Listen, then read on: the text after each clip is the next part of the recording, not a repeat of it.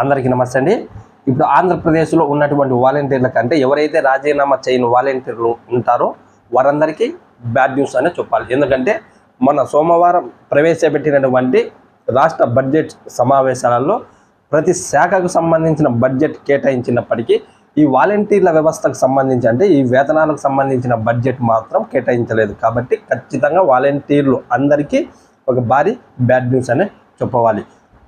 ఈ వాలంటీర్లకు సంబంధించిన బడ్జెట్ కేటాయించినప్పటికీ అంటే గతంలో ఎన్నికలకు ముందు వేసినటువంటి శాలరీ బిల్లులు మాత్రమే ఆ బడ్జెట్లో కేటాయించడం జరిగినది. అంటే గ్రామ వాలంటీర్లకి ఒక 190 కోట్ల రూపాయలు, అలాగే వార్డు వాలంటీర్లకు 20 కోట్ల రూపాయలు. అంటే ఏప్రిల్ మేకి సంబంధించిన జీతాలు జమ చేసినటువంటి డబ్బులు మాత్రమే ఆ బడ్జెట్లో కేటాయించడం జరిగినది.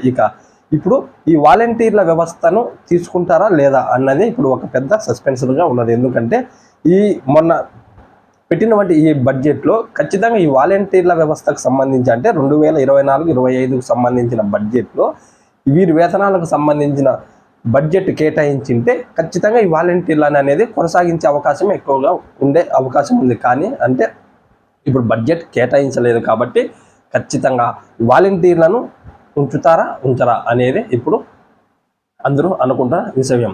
ఖచ్చితంగా ఈ వాలంటీర్లను అనేది పక్కన పెట్టే ఆలోచనే ఉన్నట్లే మనకి అనిపిస్తున్నది. ఎందుకంటే ఈ బడ్జెట్లో ఖచ్చితంగా ఈ వాలంటీర్లకు సంబంధించిన వేతనాలకు సంబంధించిన బడ్జెట్ అనేది కంపల్సరీగా కేటాయించాల్సి ఉంటుంది. అంటే సంవత్సరానికి ఇంత అమౌంట్ అవుతుందని. కానీ ఆ అమౌంట్ అనేది కేటాయించలేదు కాబట్టి ఎవరైతే రాజీనామా చేయని వాలంటీర్లు ఉంటారో వారందరికీ ఒక భారీ బ్యాడ్ న్యూస్ అనే చెప్పుకోవచ్చు.